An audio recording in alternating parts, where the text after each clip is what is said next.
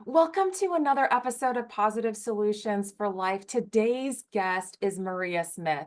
She is the Chief Empowerment Officer of MMS Consulting and the creator of the Executive Vision Imagery program. She equips leaders, employees, and organizations to clearly define goals and create a roadmap to achieving them. Growing up as a daughter of an immigrant parent, goal setting has always been a way of life. At age 9, she set goals to become the first college graduate in her family and to earn the title of Miss Kentucky. Maria graduated from the University of Kentucky with a degree in political science, won the title of Miss Kentucky, and competed for Miss America in 2004. Her proprietary process has been an essential practice in achieving these goals and many more throughout her career and personal life. She believes anything is possible when you set a goal and create a vision for it. So, welcome to the podcast, Maria.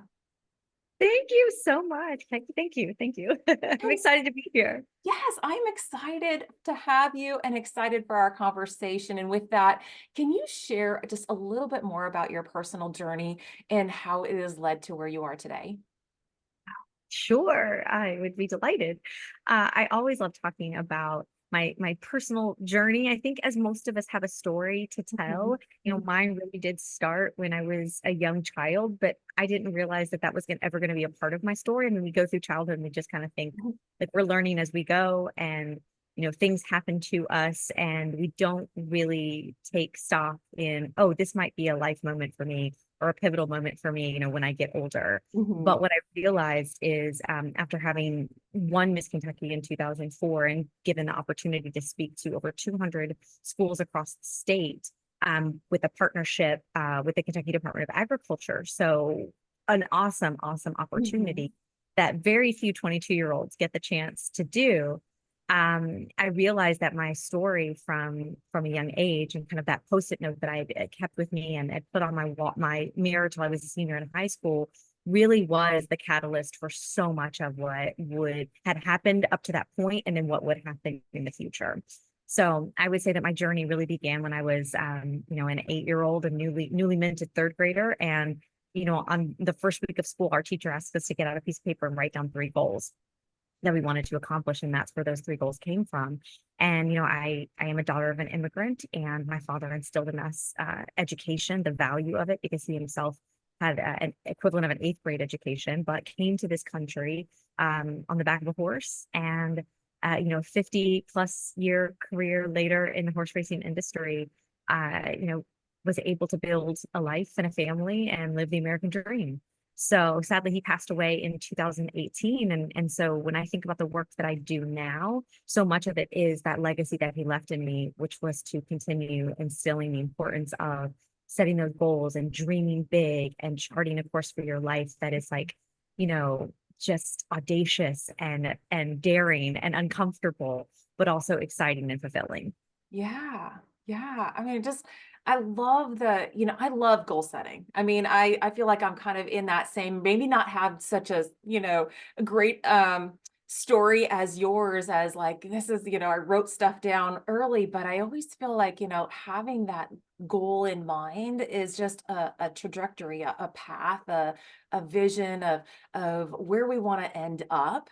And I'm curious, what were those three? Were those three goals on your post-it note? Like, Yes. is that So kind of we what I wrote. talked about in the bio, or what Yes, were yeah. those? Yeah, so we wrote them on a piece of paper in school, but then I would go to my mom's office after school every day, and my mom was in property management. And so I would sit, and I think that's where my love for like stationery and Mhm. post-it notes and staplers and reams of paper and all of the weird, wild things and I loved carbon copies of things. Like I just thought it was so cool as a kid to write on something and have a pink and a yellow version of it as well. Yeah. So, I would take her notepads and like draw on things. And but that's really where we transferred my piece of paper to a post-it note. Okay. That way it could be something that I could stick on my mirror. And those 3 goals, yeah, I mean, it was to graduate college, it was to become Miss Kentucky. And then I wrote down the third goal of to become a United States Senator. And I think that really, which ironically, I graduated from college as a political science major. So I Okay. do think that just by sheer fact that it was like sitting there staring at me for all those years, Yeah. that it probably somehow I internalized that. Mhm. But I have no plans nor desire to want to run for political office at all. So, At 8, 9, third year, in third grade, we really don't know what that means. And right, then we get right, older and we're like, "Eh, I don't know about that one." right, I just exactly. I love the concept of Post-it notes because I myself just love Post-it notes. If anybody knows me, I just have them all over the place. There's usually multiple ones in my planner. I'm a paper person. I've got to have a paper planner and just my to-do list, things I want to remember, goals I have, they're all over the place. But what is it about having something that you can stick and see that Mhm. really, like you said, just kind of permeates and it kind of shapes our lives? Yeah, there's a lot more science that we're learning too about the connection between putting pen to paper. I mean, Mhm, some studies will say we're 33% more likely, to accomplish our goals when we write them down, like physically mhm. write them down, not put them in a digital planner. I'm the same way. I'm a huge fan of a paper planner. And of writing things down. I think it's before we hopped on, I was sharing with you all my Yeah. post-it notes that I've got. I do a post-it note a day, and I always say a post-it note a day keeps my goals in play because I'm just writing one small thing that needs to Mhm, happen for me to get to the larger goal. And mhm. sometimes that larger goal is just to make it to the end of the week without pulling my hair out. I mean, Yeah. I'm not moving mountains over here. I'm not Right. building innovative tech companies and charting new patents for for products and things that are going to change the world. But my goal setting, my habits, my post-it notes do change my world. Mhm. They help me move a little bit closer to the overall goals that I'm working to achieve. And there is science around that. Dr. Gail Matthews did a study out of Dominican University in California, and one of the things that she determined was when you write your goals down, when you commit to action, and you share your action commitments with a friend, Mhm. or with someone else, you're 76% more likely to accomplish them. Yeah. So, and we also know that, the brain's connection to physically writing something is very strong. Mhm. There was a 2019 study done by Paper and Package Board. Interesting, Yeah. interesting group. But they surveyed respondents. So I guess they're a paper and packaging company is what I've been able to ascertain.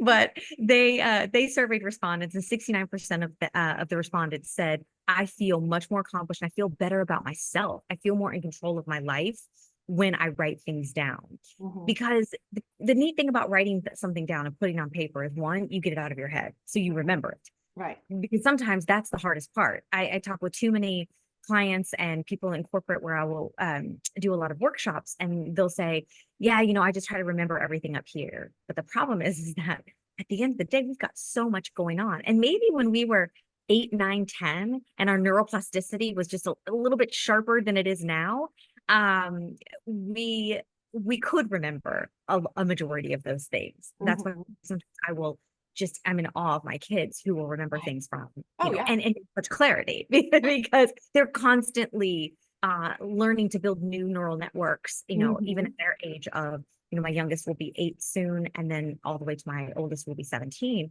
And so when I think about that, yes, those are great practices for us to be utilizing, and to train our brains. But as we Mhm. get older with so much information, Oh, yeah. because we've encoded so much, we've externally stored so much information. Mhm. And as a mom, and as a mom of three, as a business owner, there are just days that I forget things. I Oh, just yeah. forget it. Like if I don't write it down, it's not going to happen. So there's a lot of research being done about the Mhm. the keys to kind of why writing something down is so important. But I think just in our everyday life, as a busy person, as someone who is kind of constantly on the go, writing things down is just the way that I stay focused and organized. Yeah, and I totally believe that too because, life is so busy, with kids and work and people at work, there's constant like, "Oh, we should do this or we should do that," "Hey, mom, I need this," and you're not in that space if you're just relying on hearing it.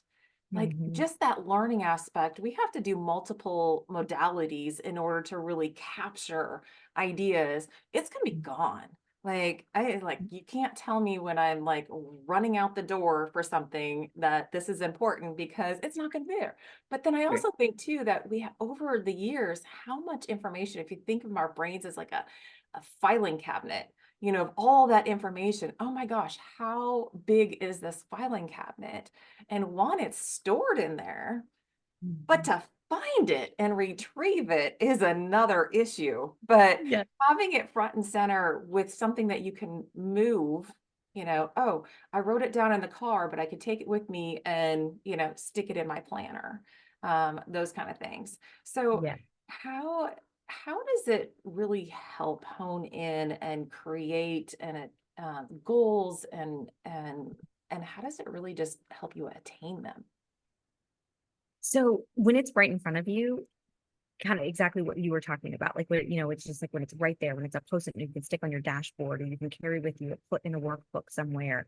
I'm a fan. I would preface this by saying I'm also a fan of Mhm. digital Yep. apps and things that also remind me about said post-it note. I feel like these days I have to put those types of almost systems and processes in Mhm. place to me from me Mhm. because I Right. might forget that I even wrote, put the post-it note somewhere and it winds up on my wallet and I'm at the grocery store and I pull it out. I'm like, oh, that's where that post-it note went. Meant to Right. put that somewhere else. But then thankfully 30 minutes later, a reminder will pop up saying, remember, you wanted to remind yourself of this at 4 p.m. So Right, here right. you go.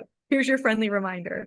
But that's really where I think the visual component comes in play because I treat my post-it notes kind of like a visual cue, visual Mhm. but the work that I do within corporations and within schools, within colleges, I also speak on college campuses, and I talk a lot about visioning and like what that looks like, Mhm. specifically in the fraternity and sorority space, because Mhm. I want chapters to understand, just like I want corporate employees to understand that they can tie their goals to a visual representation of what they're Mhm. wanting to achieve.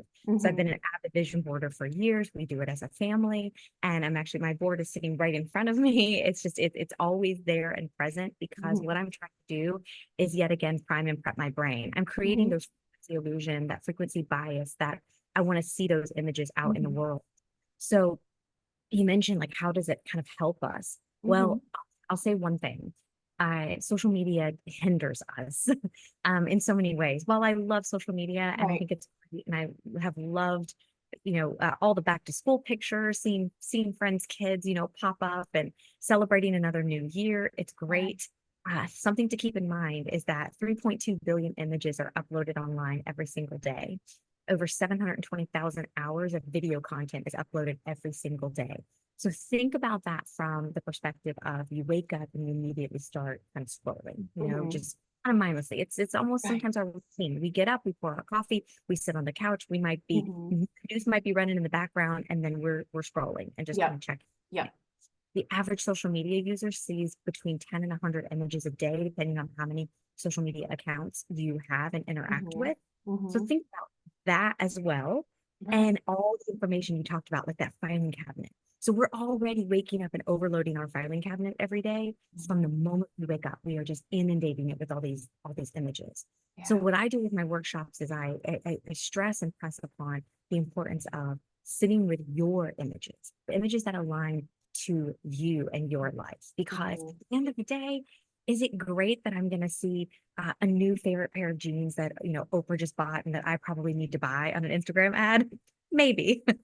But I would rather see myself or the image of someone working out that's going to motivate and remind me and encourage me to stay on my path of my commitment to my overall health. I Mhm. have to look healthy on my board. I'm staring right at it. I have a Yep. girl who's kind of in a yoga pose with some weights up at the top. Like Yeah. that's to remind me of like strength of body, of mind, of improving my overall physical stamina. Mhm. Those are the images that I want to pour into because those are actually what's going to make my goals a little bit more achievable every single day. It's going to remind me. I'm priming my brain to see those images out in the world.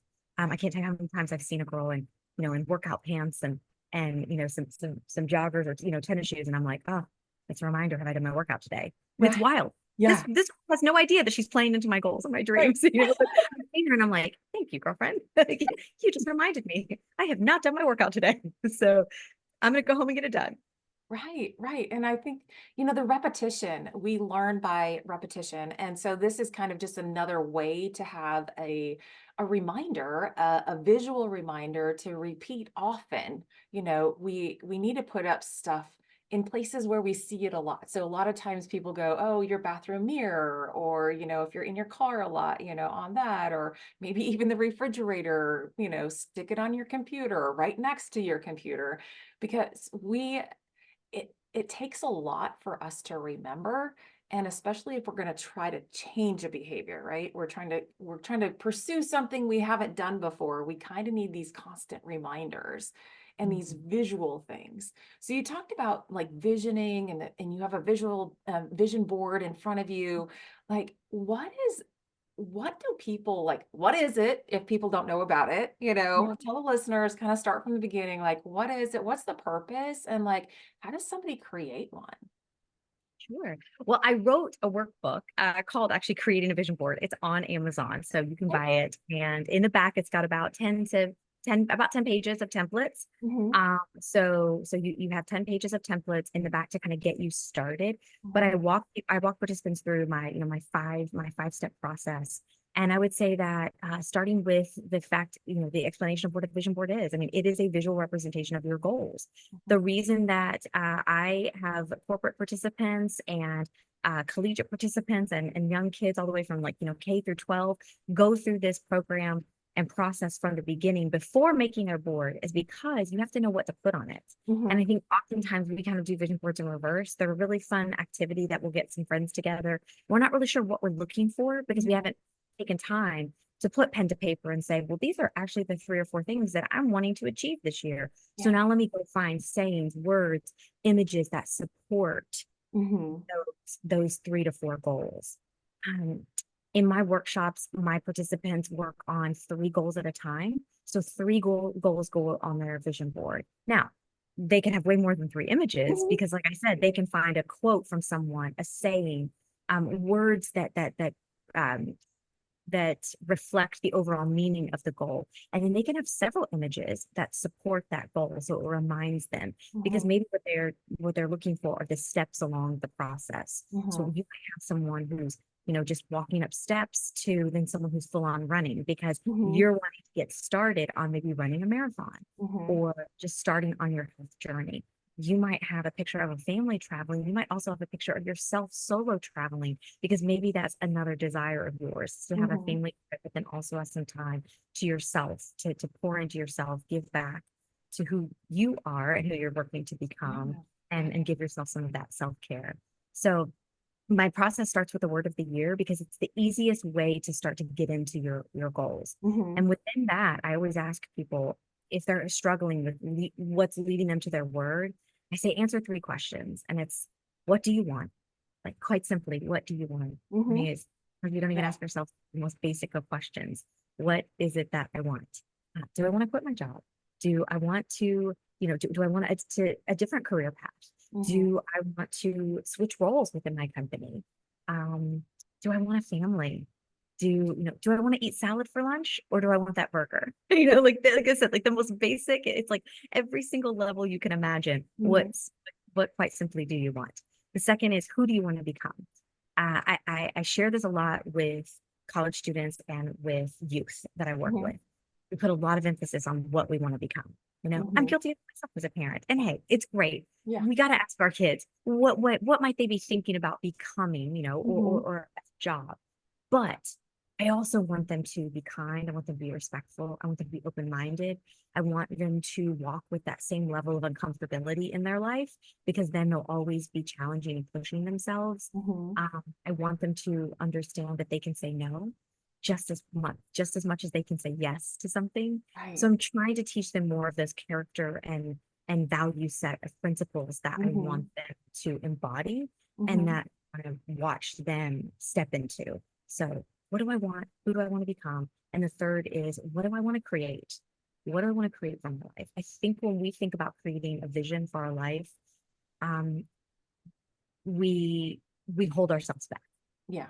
Um, yeah, and I think sometimes we're afraid. Oh, if I dream too big that way, in that direction, that's maybe too much. Maybe that's not for me.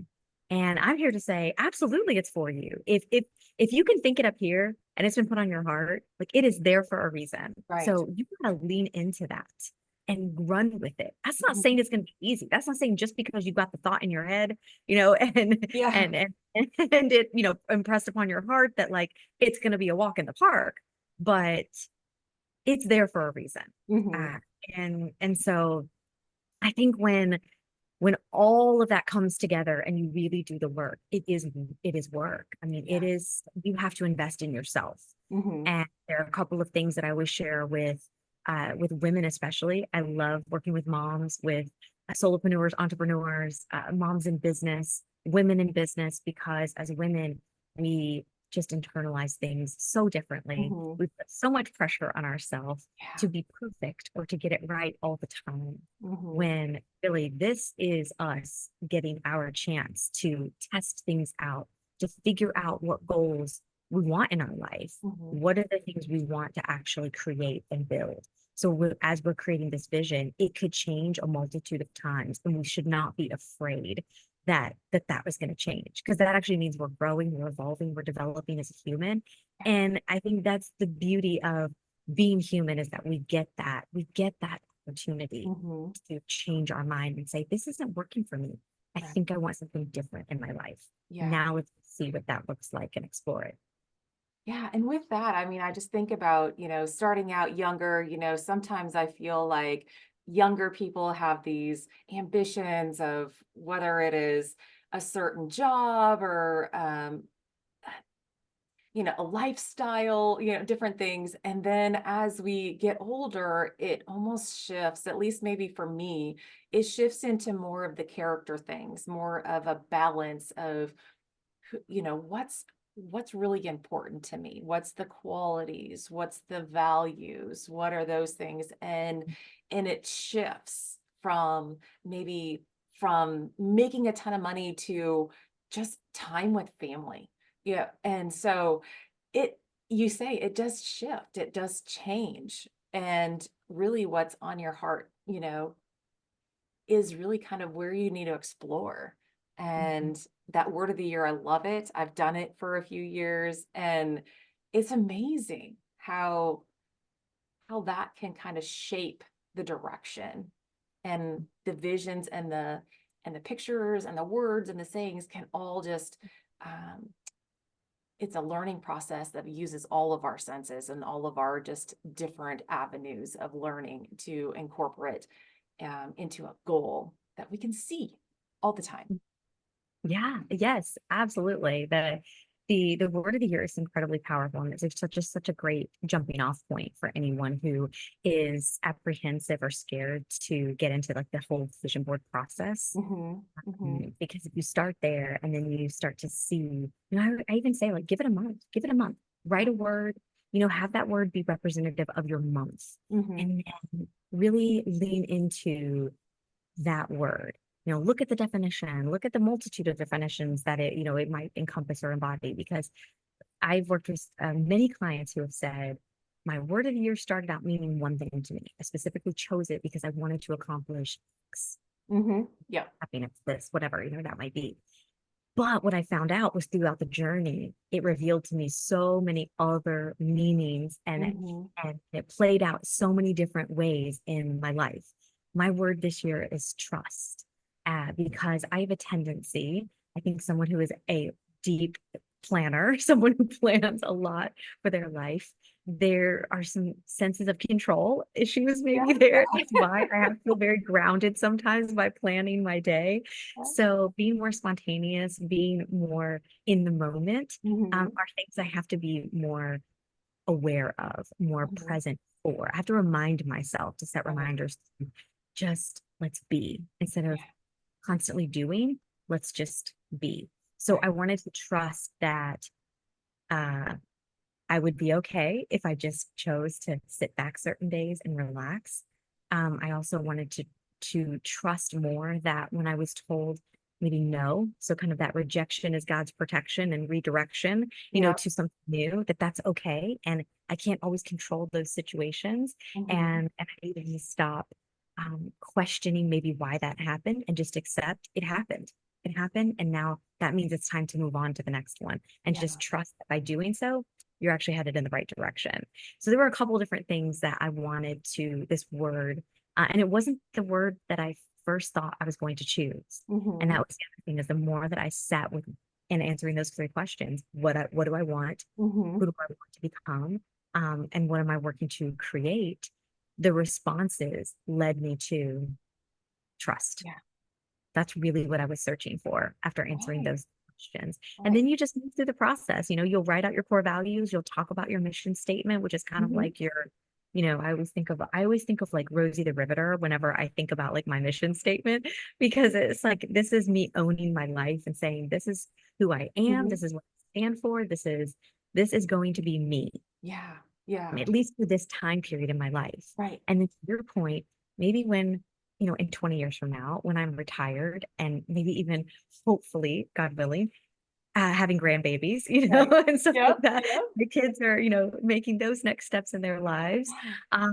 that my mission will be different. Right. My mission will change completely, but it will align with the goals that I'm working to achieve. And Right. then, so then the last two pieces of it are writing out your goals. So the core goals is a section of it, of the workbook, Mm-hmm. and you write out your personal, your professional, or your academic goal, and then your play goal. And the reason play is so important is because studies show that imaginative play is incredibly powerful. And it's why Mm-hmm. it's a key component of like kindergarten, of pre-K, Yep. kindergarten, even into first grade.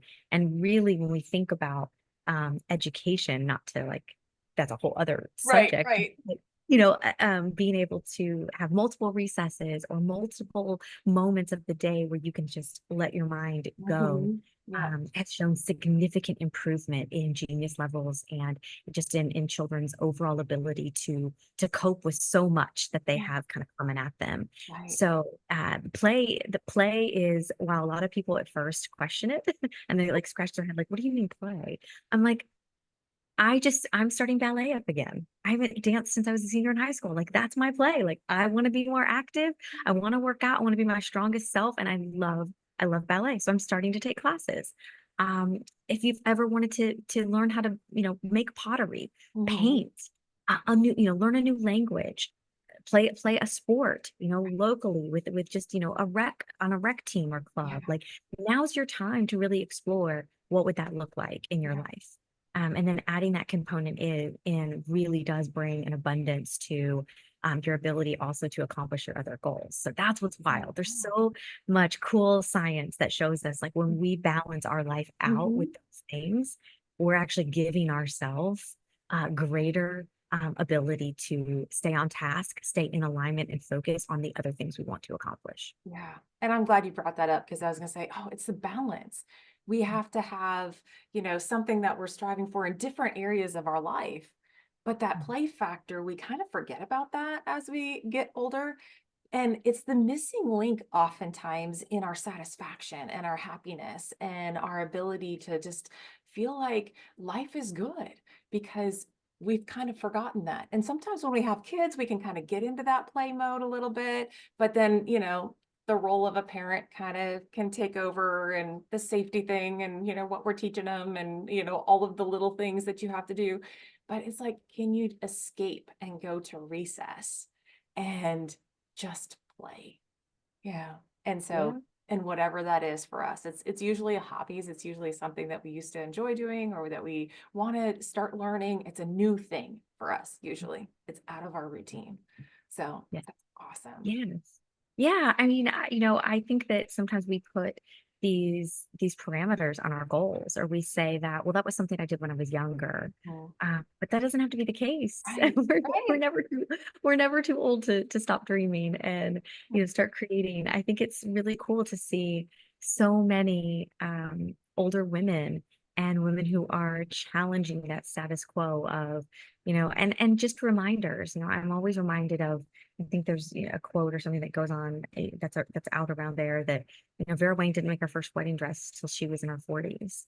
And think about that. Like Vera Mhm. Wang is synonymous with weddings these days. Yeah. So and think about that type of creativity. If she had said, no, I'm past my prime, or I don't know. I mean, this is something I've always wanted, but nah, I think I'm not. I mean, think Yeah. about all the amazing, beautiful wedding dresses that would not exist out there. Right, right. It should, Sometimes life begins after 40 or 50. yes. We've Yep. learned so much now we're like, okay, you know, this is how we're gonna do it from now on. This is actually how we should do it. Yep. Exactly. Yes. Yes. But it also, well, thank you. How can people get in touch with you or just learn more about you? Maybe book you for a workshop or, speaking engagement. How can they find out more about you? Yeah, well, like I said, I love speaking engagements, workshops, opportunities within corporate, small business space, you name it. I also work with kids in schools, so K through 12 as well, like I said, and then also in the collegiate space with Greek University. I am a college fraternity and sorority speaker, and I have a few talks where I talk about visioning and culture and driving that culture and dynamic.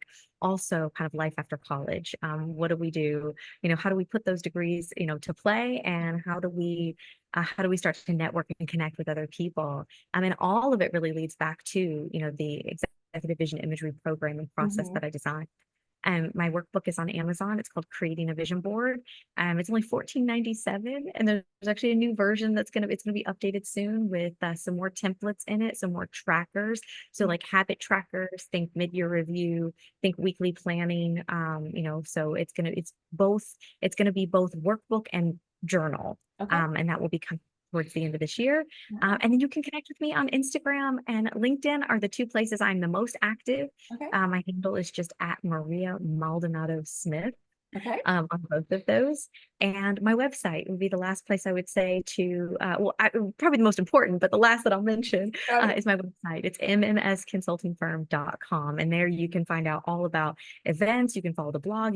There's a boundary tracker on there as a freebie. So there's a 19 question packet that you can answer. You don't have to answer all of them. And then you can Mhm. start to track some boundaries that you might want to implement into your life. Because there are such a thing as bad habits and bad boundaries that Yes. need to be Yes. set. So we want to be creating positive ones. But yeah, so mmsconsultingfirm.com and then link in with me or follow me on Instagram.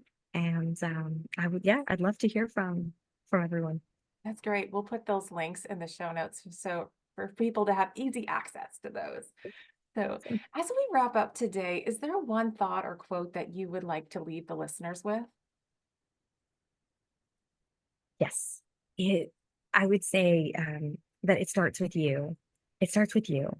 Mhm. I you know, I I love having a great support system and a great tribe around me, but ultimately, at the end of the day, I'm the one who has to look in the mirror, and we're the ones who have to look in the mirror and decide whether we are worth it, whether we want it badly enough, to make a change and to start and to create that vision for our life. No one else, sadly, is going to come do it for us. Right. I Right. wish it's something just like cleaning that we could outsource, or or food delivery from Costco that we could outsource, and our dreams just came to us and they said, "Welcome, here we are." But it's unfortunately not that way. So it starts with us to make the change that we want to see in our life, and no one else is gonna be there to do it for us. So make that commitment, and just remember that motivation is a byproduct of action. Unfortunately, we're not wired to just be motivated all the time and to Right. be excited about our goals. And there are going to be days when it sucks and it's going to be days when it's hard.